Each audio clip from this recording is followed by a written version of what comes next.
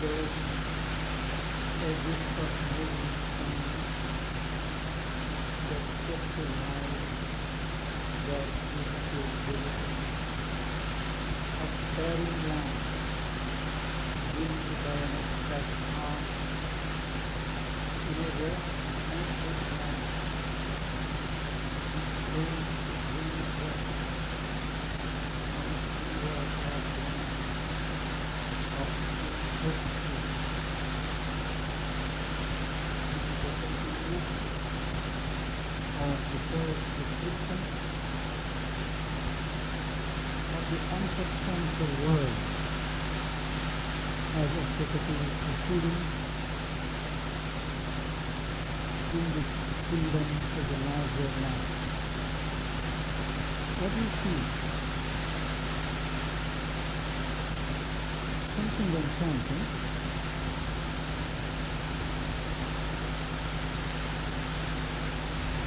On a background of incertitude, uncertainty, silvery, bright, with a green brush. The green is the brush. In a rare, canted light, sad light, with a green brush, in a kind of abstract art, not the popular art, but the kind of art that is symbolic,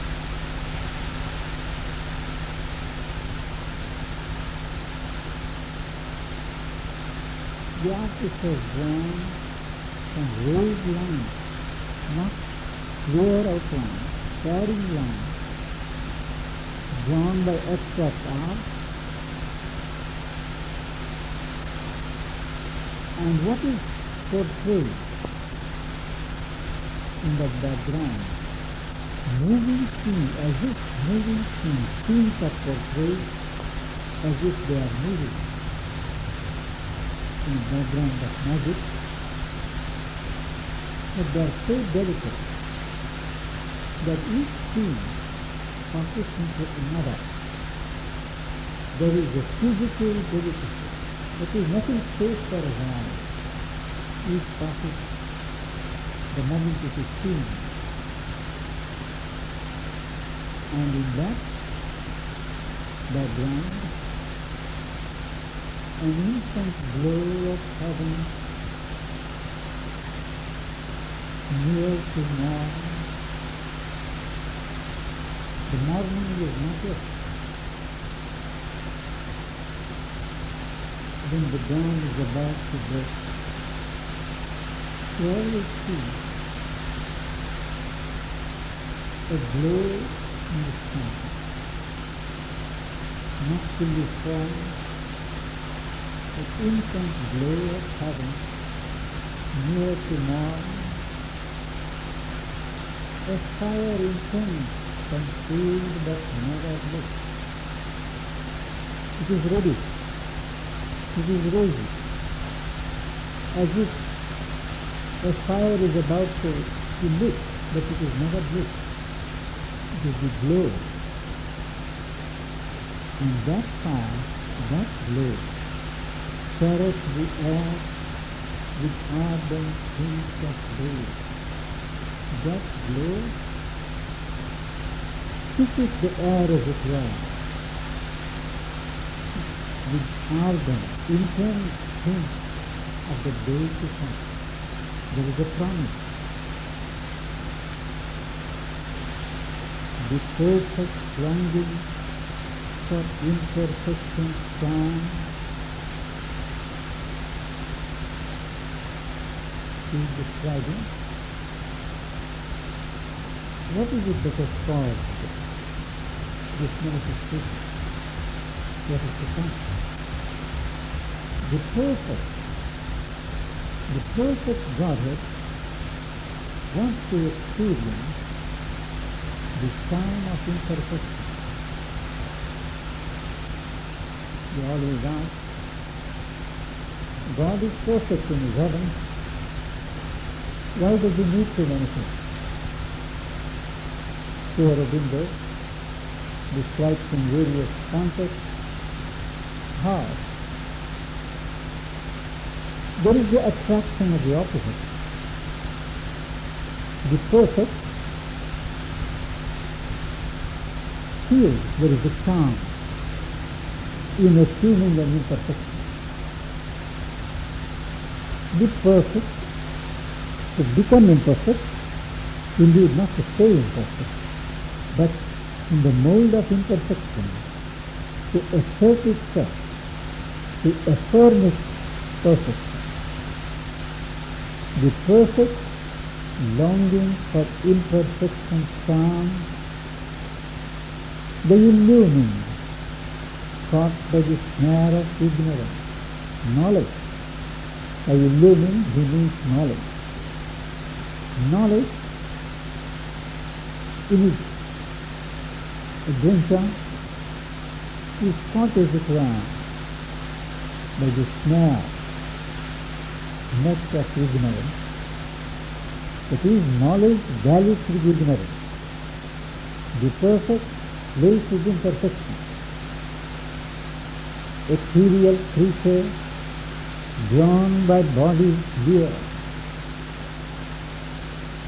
beings, entities that have no fixed form, that are etheric, where they feel drawn by the lure, the attraction of a body, a fixed form.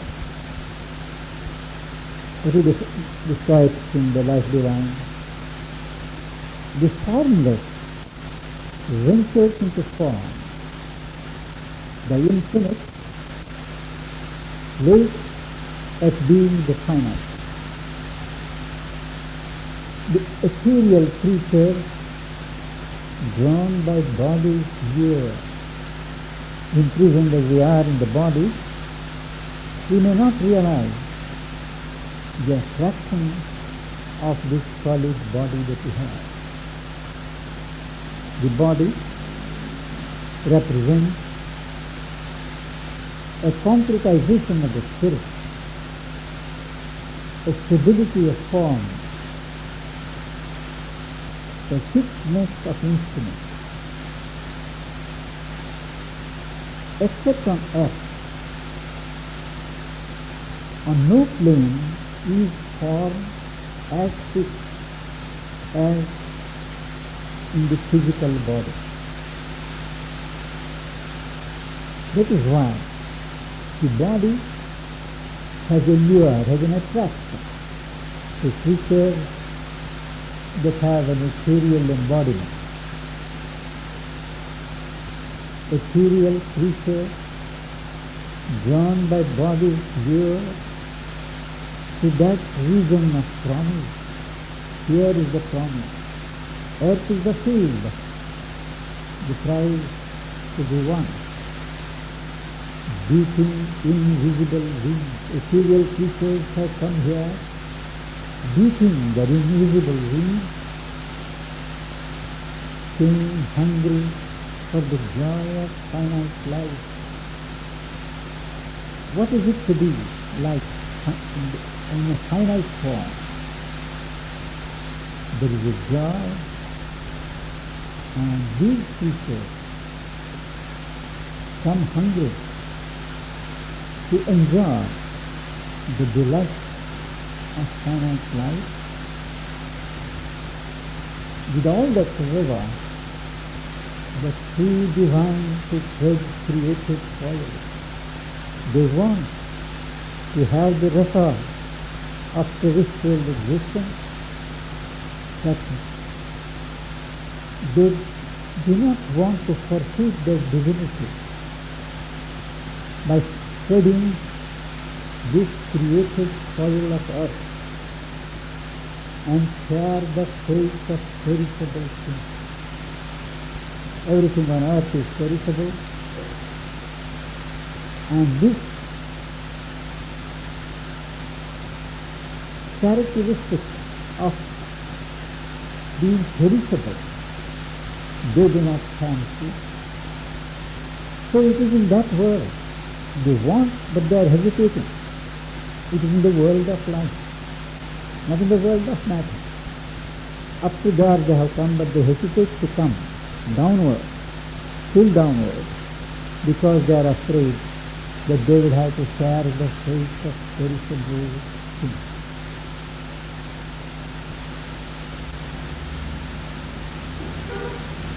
The children of onion-bodied gleam, gleam is the brightness, the light, which is not embodied yet. It is still vague. It is still not enclosed in physical form. These are the children that receive these creatures, arisen from a formless thought in the soul. The soul is the divine creative soul. From that, from a formless thought, there is an idea. An idea arises in the vast field of the creative soul. That idea is not a mental idea of yours and mine, but what Sri Aurobindo calls the real idea. The real idea, which is at the core of everything. It has no form. And from that real idea, all manifestations come. Wherever there is manifestation of God, there is this seed of real idea holding in itself, in a sense, all that the embodiment is intended to be. And it is from this formless thought that these children have arisen and chased by an imperishable desire. In the Upanishad, you would have come across the phrase Kamaha, Kamaha Samavartata. That is desire. All creation, we say, is caused by desire, a capital D, not our vital desire, but a divine desire. And the divine desire is an act of will to create, to be, to become, to manifest. So once it is perceived in the thought, thereafter what is conceived in the thought is followed up, driven into actuality by the will force, what is called the imperishable desire. It is changed into manifestation. First the perception and thereafter the desire. These children who are products of the thought, driven by the desire, traverse the field with the pursuing gaze. That real idea, which is at the seed level, starts its gaze and ensures that the form that has been put out follows the line that has been chalked out for it in advance. That is what is called pursuing gaze. Now, pursuing gaze is a very happy English wording for what we call in Sanskrit anugraha, loosely translated in English as grace. The word anugraha is explained as anusritya grihnati. It follows and catches. The object, the person who is chosen by the grace, whatever he may do, wherever he may go, however much he may sin, whatever it is, the grace pursues the person and holds him in its grasp. That is anugraha. And that's what you see. The field of pursuing grace, the divine grace follows what has been put out from its being in its area of manifestation. A will that unpersisting faith worked there. Now there is a transition. He describes that world in which Ashwapati finds himself. There is indeed a will to become, to be born, but it does not persist. It comes into operation and then it flies. A will that unpersisting faith worked there. Life was a share, but finding never came. That is, things are not yet developed. Life is seeking, but it doesn't find. Because there is not that persistent will to pursue the seeking till the object is attained. There nothing satisfies, but all allured, all tempted and attracted. But once you go there, nothing satisfies.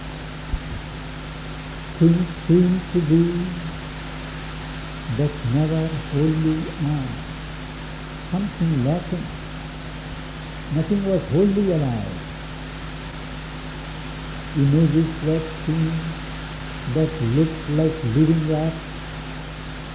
They were not really living, but that looked like living acts. And symbols with the sense they claim to show. A symbol, as we know, is always a representation or an indication of something else. Behind the symbol is the real. But these symbols hide what they pretended to show. Pale green, grey real to the dreamer's eye, not to the waking eye, only to the dreamer's eye. Pale dreams were real. The soul came there, that when you try for death, because this is not a world of certainty. This is not a world of concrete embodiment. So the soul striving for birth was in vain, and spirits entrapped might wander through all time. There were indeed many spirits that were caught here. They were lured, tempted to come, and they were trapped, as it were, and they might wander through all time, yet never find the truth by which they live. They could be there for all time, and yet they would not find the truth by which they live. All ran like hope that hunts a lurking sound. Every creature, every form, every denizen runs. The simile is like hope that hunts a lurking sound. It never comes to this. Hunting a chance, and that too a chance that is lurking, may be there or may not be there, may not be seen. Nothing was solid, nothing felt complete. All was unsafe, miraculous, half true. Miraculous, because everything claimed to be, but really was not there. it all created an illusion of things being there. That's why this half-truth, it seemed a realm of life that had no base. It had no foundation. It had no secure base on which it could stand. That is, because of physical life. He goes ahead and steps into another bed. Then dawned a greater teaching, broadened sky, a journey under wings of brooding sorrow. There is a more intense teaching. There is a vaster sky. And there is a force everywhere, the life force, which is brooding. That is, it is about to bring out something. First came the kingdom of the morning star. In this, under this broadened sky, first appears the realm of the morning star. Not yet dawn, but the morning star, the twinkling star. A twilight beauty trembled under its sphere. Under the sharp-pointed star, there is a twilight beauty trembled. Neither dark nor daylight. It is tremulous beauty, and the throb of promise of a wider life. As it trembled, this twilight, it was as if there was a throb, a vibration of a promise of a wider life to come. And in fulfillment, as it were, of this promise, then slowly rose a great and doubting sun. The sun arises slowly, but doubting is not sure, tentative. The breaking of the sun, dawn, is very tentative. Then slowly rose a great and doubting sun, and in its light he made of self a world. The life force makes of its own self a world, as it were. A spirit was there that sought for its own deep self. There was a spirit pervading the entire realm which was searching for its own deeper reality, the self. Though it was searching for its deep self, yet was content with fragments pushed in front. What was seen in the front was only some fragments, and this spirit was content with it. The spirit of the realm was content with the fragments, though its search was for its deeper self. Content with fragments pushed in front, and parts of living that belied the whole. It was content with fragments, with parts, but each part belied the whole. It was contrary to what the whole being was. A part is never a faithful portrait of the whole.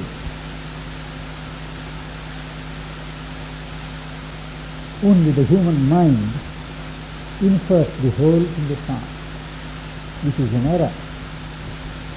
Now these parts and fragments, but pieced together, might one day be true if they are all brought together in that totality.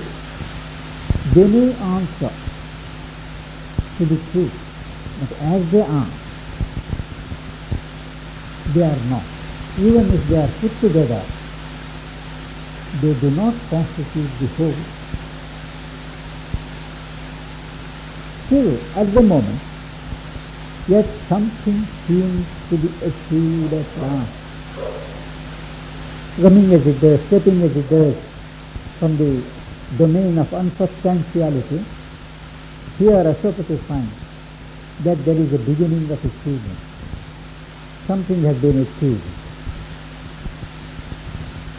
We read what we studied.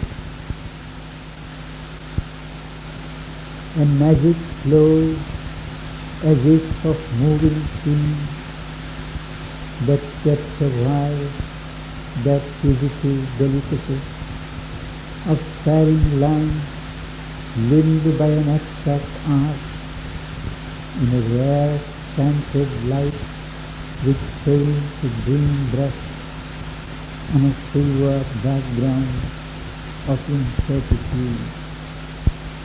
An intense glow of heaven near to morn, a fire intense concealed but never lit, carries the air with ardent hints of day.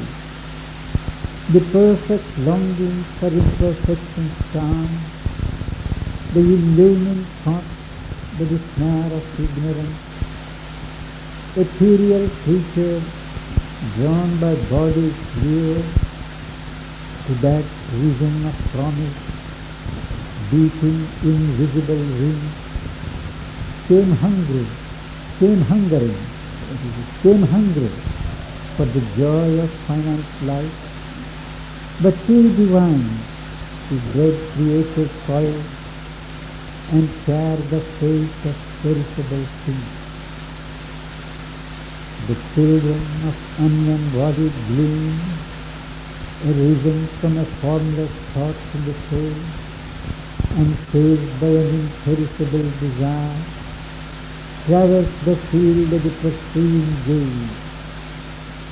The will that unpersisting fails works there, life of a search, but finding never change.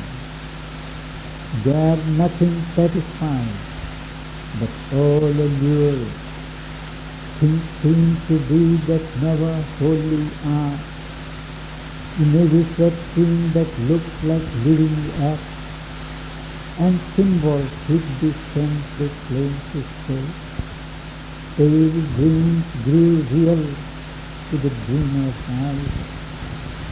The soul came there that vainly strive for death, and spirits and traps might wander through all time, yet never find the truth by which to live. All ran like hope that hunter lurking charm. Nothing was solid, nothing felt complete. All was unsafe, miraculous, and half-true. It seemed a realm of life that had no day. Then down the greater seeking, broadened sky, a journey under wings of brooding force.